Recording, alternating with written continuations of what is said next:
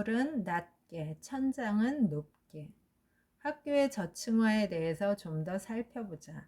건축과 관련된 사회학을 연구한 로버트 거트만에 의하면 1, 2층 저층 주거지에 사는 사람들은 고층 주거지에 사는 사람보다 친구가 3배 많다고 한다. 그런 생각을 해본 적이 있는가?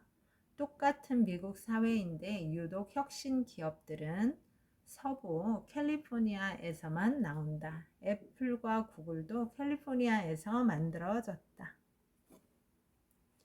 동부에서 혁신적인 기업이 나온 사례는 드물다. 여러 가지 이유가 있겠지만 앞선 연구 결과를 근거로 유추해 본다면 캘리포니아는 지진 때문에 고층 건물이 적기 때문이다.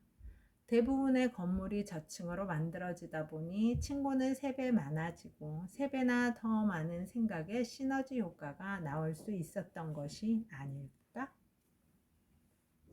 양계장에서는 독수리가 나오지 않는다. 주차된 승용차는 공적 공간이던 골목길을 사적 공간으로 변형시킨다. 높은 사람이라고 부르는 이유, 권력을 창출하는 계단, 고층 건물의 아버지 카네기와 오티스.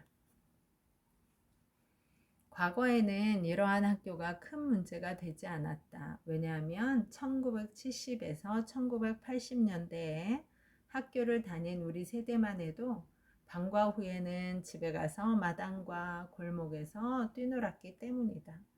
우리 세대는 자연에서 시간을 보낼 수 있었지만 지금의 아이들은 다르다. 아파트에는 마당이나 골목길이 없다. 이들은 마당 대신 거실에서 TV를 보고 골목길 대신 복도에서 시간을 보낸다. 학교에 가면 교실에서만 지내고 방과 후에는 상가에 있는 학원에 보내진다. 이들의 생활을 보면 24시간 중 거의 대부분을 실내 공간에서 보낸다. 우리나라 아이들의 삶의 공간에는 자연이 없다. 하늘을 볼 시간이 거의 없다. 지식은 책에서 배우고 지혜는 자연에서 배운다 라는 말이 있다. 그런데 우리 아이들은 자연을 만날 기회가 없다. 지혜를 배울 수 없는 것이다. 아이들의 삶에 필요한 것은 자연이다. 건축적으로 보면 후드티를 입은 사람들은 자신의 공간을 가지기 어려운 도시 빈민들이다. 이들은 어떻게든 자신만의 공간을 확보하기 위해 시선을 차단하고 자신의 영역을 만들려고 한다. 지붕이 있는 공간을 보유하지 못하니 모자를 쓰고 후드를 뒤집어 쓴다. 주변이 안 보이니 머리를 좌우로 두리번거려야 한다. 손을 좌우로 넓게 흔드는 것도 힙합 춤의 형태다. 자신의 공간을 확보하려는 액션이다. 이 모든 것이 자신의 공간을 구축하려는 가장 저렴한 방식이다. 권력은 좌우 대칭에서 나온다. 베르사유 궁전으로 들어가는 길은 좌우 대칭이고 궁전의 인면도 좌우 대칭이다.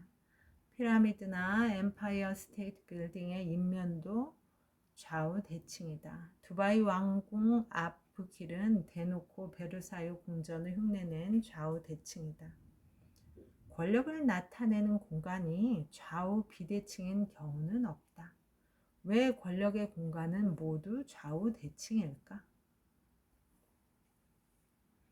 인간의 뇌는 본능적으로 규칙을 찾는데 가장 쉽게 찾을 수 있는 규칙 중 하나가 시각적 좌우 대칭이다. 어느 공간이 하나의 규칙을 보일 때 그 공간은 하나로 인식된다. 모든 사람이 같은 군복을 입고 있을 때 하나의 군대로 보이는 것과 마찬가지다. 따라서 좌우 대칭의 공간은 하나의 규칙하에 놓인 하나의 큰 공간이 되는 것이다. 어디서 살 것인가? 이 책의 제목은 질문형이다. 흔히 우리는 어디서 살 것인가 라는 질문을 이사갈 집을 고르는 정도로만 받아들인다. 어느 동네로 이사가고 어느 아파트 단지에서 몇 평짜리에서 살 수 있나로만 생각한다. 그리고 내가 사는 동네가 싫어서 여행만 가려고 한다.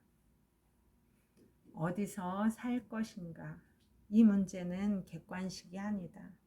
서술형 답을 써야 하는 문제다. 그리고 정해진 답도 없다. 우리가 써나가는 것이 곧 답이다. 아무도 채점을 하지 않는다. 다만 우리가 스스로 이 공간은 우리를 더 행복하게 만드는가 자문해 보는 과정이 있을 뿐이다. 우리는 우리가 살 곳을 만들어 가야 한다. 당연히 시간이 걸리는 일이다. 하지만 지금 시작하지 않으면 미래는 바뀌지 않는다. 여러분 모두가 건축주이자 건축가다. 왜냐하면 여러분이 낸 세금으로 공공건축물이 만들어지고 도시의 도로가 깔리기 때문이다.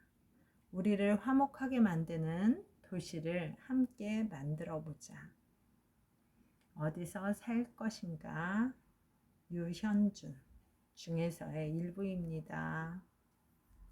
여러분, 오늘도 좋은 날입니다. 오늘 하루 잘 살아내느라 수고 많았습니다. 힘내세요. 다음에 또 만나요. 감사합니다.